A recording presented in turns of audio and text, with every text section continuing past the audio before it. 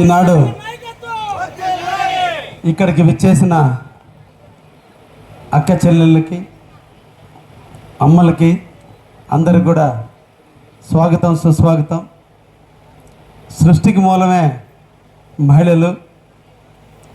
ఈరోజు మేము అందరం మగవాళ్ళందరం కూడా ఆనందంగా ఉన్నామంటే దానికి కారణం మీ మహిళా శక్తి. అందుకనే మిమ్మల్ని శక్తిగా పోలుస్తారు. ఇంటికి ఇల్లాలు దీపం. ఆ తల్లి ఆనందంగా ఉంటే ఆ ఇంటి ఆనందంగా ఉంటుంది.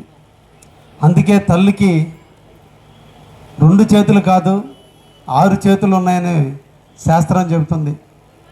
ఒకవైపున భర్తకి అవసరాలు తీరుస్తూ, బిడ్డకి లాలిస్తూ, అత్తమామలకి సేవ చేస్తూ, కుటుంబాన్ని ఒకవైపు నడుపుకుంటూ, అన్ని అవసరాలు తీరుస్తూ 6 చేతులతో ఒకేసారి చేసే తల్లులు మా మహిళా తల్లులు. ఏమిచ్చి రుణం తీర్చుకోవాలి? ఒక్క మీ కాళ్ళకి నమస్కారం తప్ప. అటువంటి మహిళలను మిమ్మల్ని పూజించుకుంటేనే మా జీవితానికి సార్థకత ఉంటుంది. అందుకే ఈ రోజున ఈ రాష్ట్రంలో తెలుగుదేశం ఆవిర్భావం నుంచి నందమూరి తారక రామారావు తెలుగుదేశం పార్టీ స్థాపించిన నాటి నుంచి నేటి వరకు కూడా ఎక్కడ మహిళల కళ్ళల్లో ఆనందం ఉంటుందో అక్కడ ఆనందాలు వెర్రివిల్లిస్తాయనే విధంగా తెలుగుదేశం ప్రతి సందర్భంలో కూడా ఆడవాళ్ళ వైపు, స్త్రీల వైపే చూస్తుంది. మొట్టమొదటి ఆడవాళ్ళకి సమాన హక్కు కల్పించిన పార్టీ తెలుగుదేశం పార్టీ నందమూరి తారక రామ గారు నాయకత్వంలో జరిగింది.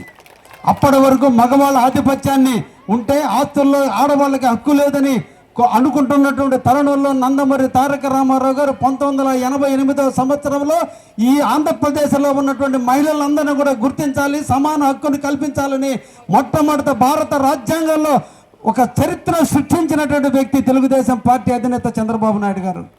నాటి నుంచి నేటి వరకు కూడా 1996వ సంవత్సరంలో చంద్రబాబు నాయుడు గారు ముఖ్యమంత్రి అయిన తర్వాత మా తల్లులందరూ కూడా ఇళ్లలో మీద కాల్చుకొని కట్టెల మీద వంట వండుకొని ఇబ్బందులు పడుతున్నారు. వాళ్ళందరూ కూడా దీపం పథకం కింద గ్యాస్ సిలిండర్లు ఇవ్వాలి, గ్యాస్ స్టవ్లు ఇవ్వాలని చెప్పి మీ అందరికీ గ్యాస్ స్టవ్లు ఇచ్చినటువంటి ఏకైక పార్టీ తెలుగుదేశం పార్టీ.